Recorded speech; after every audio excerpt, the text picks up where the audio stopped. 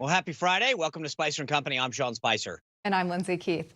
Well, Sean, the president has always vowed to protect the American people from the security risk posed by China. And once again, he's delivering on that promise. Yeah, that's right, Lindsay. Yesterday, the president signed executive orders, and that's plural, that would ban social media apps like TikTok and WeChat from operating in the United States in 45 days unless they are sold by their Chinese company. In the executive order, the president explains TikTok automatically captures vast swaths of information and data from users in the United States that threatens to allow the Chinese Communist Party to access Americans' personal and proprietary information. The president's action against China, though, go a lot farther than social media. The administration is also cracking down on other Chinese companies with a plan that would force them to lose their listing on the New York Stock Exchange unless they comply with U.S. audit requirements. Now, joining us now to talk about this is a key member of the China Task Force in the House of Representatives, who serves also on the House Foreign Affairs Committee, Pennsylvania Congressman Guy Reschenthaler. Congressman, welcome to the show. Sean, thanks for having me on. Lindsay, thanks. And please just call me Guy. Deal. All right. You call me Sean, I'll call you Guy. We got a deal. Let me ask you this. What do you think of what the president has done in terms of the action that they're taking against China, both this executive order dealing with the stock exchange and the action against apps like TikTok and WeChat? Sean, I applaud the action. And let's just juxtapose President Trump's actions with Joe Biden. You know, President Trump is finally a president that is holding China accountable. And you have Joe Biden. President Trump calls him Sleepy Joe, as you know. I think we should call him China Joe because Biden is so soft on China. We also know that Hunter Biden went to China at least 5 times, mainland China. And what did he come back with? He came back with $1 billion hedge fund deal, money invested in mainland China. So that needs to be explored. But when it comes to TikTok, Sean, when it comes to these stock exchange rules, 2 things. With TikTok, it's about time somebody protect the American people from these platforms. And we know that TikTok is taking all this data from individuals' phones. It's a backdoor. So not only are they capturing the videos that are being taken, which are likely going right back to mainland China and held, they're also getting access to all these apps, medical data, photos that you take on your phone, other videos, you name it, banking information. And that could be used against Americans in the future. When it comes to the stock exchange rules, it's about time that China competes with us fairly. If they don't have transparency, if they don't have the accounting rules, and U.S. investors don't know if they're investing into a company that's in good standing or one that's on shaky ground. So we need to bring this transparency to these companies so American investors can invest wisely. But I applaud these actions, and what a juxtaposition between President Trump and Joe Biden. Yeah, that's absolutely right. I'm tired of people talking about what we need to do against China. This president just delivered big time for us. The point that you made on TikTok is very, very important because I see people a lot of times that say, who cares? I'm not important. Who cares if they steal my information? But the point that you just made, Guy, is crucial because people don't understand. If they have all your information, they can do a lot of things, can't they? They absolutely can. And the people that say that, well, TikTok might have this information, but it's not going back to mainland China, that's nonsense. That the person telling you that is either incredibly naive or they're just flatly lying to you and the American people. There's military civilian infusion. If the CCP, if the People's Liberation Army wants this data, they get the data because China owns TikTok. Now, what they can do with this data, they can exploit Americans, they can blackmail Americans, they can control you moving forward with blackmail of these videos.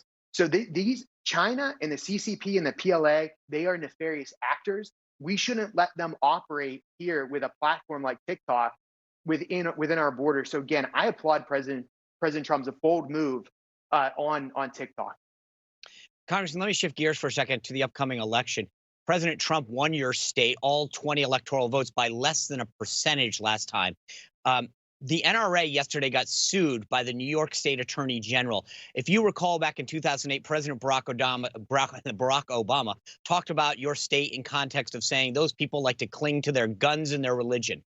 Does lawsuit against the NRA make guns and the Second Amendment more of an issue in Pennsylvania now?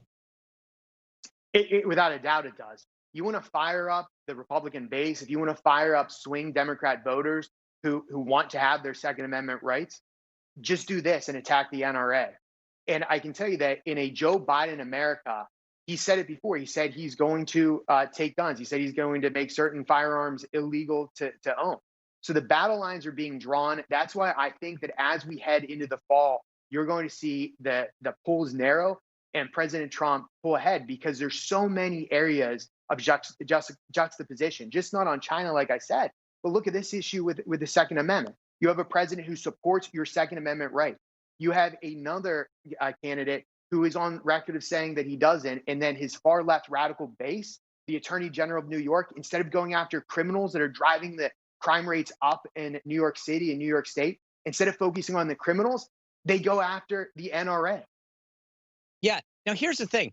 I get the basic complaint from the New York Attorney General is that their executives may have done some kind of nefarious stuff, but it's sort of unprecedented to go after an organization because of its political leanings. And so the question is, should Congress intervene and protect the NRA, not because of the nefarious actions that may be committed by some executives, but to ensure that you can't just go after a group because you don't like their political agenda?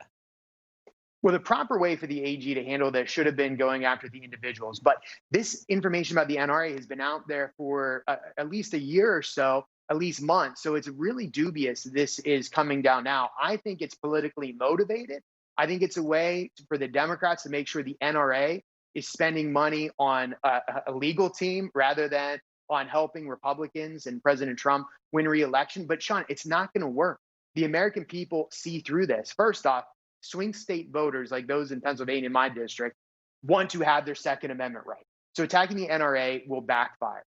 Yeah. Also, this is so transparently political. Instead of doing her job, instead of going after criminals, we're playing politics, petty partisan politics, and frankly, using the Attorney General of New York is using her position not to do what she should do, and that is to be the top law enforcement officer in New York. She's doing it to be a political hack and a political partisan and go after the NRA. So transparent. This is why President Trump will win this election cycle, because the Democrats have overplayed their hand and they do it over and over again. Yeah, so let me switch gears for 1 second. Pennsylvania, we've been talking a lot, and the president's been talking a lot about mail-in voting. Pennsylvania is giving everyone who requests an absentee ballot and requests it the postage to make sure that it's free to send back. Is Pennsylvania the model in terms of how we should be doing this? I don't think Pennsylvania is the model. The model should be to going back to the absentee ballot system. And Sean, let me just clarify, because the left is doing such a good job at conflating mail-in voting and absentee voting. So with absentee voting, which we're all for, the voter requests a ballot saying he or she is not going to be able to vote in person. Understandable. With 100% mail-in voting, the state sends out gratuitously ballots to individuals to fill in and send back.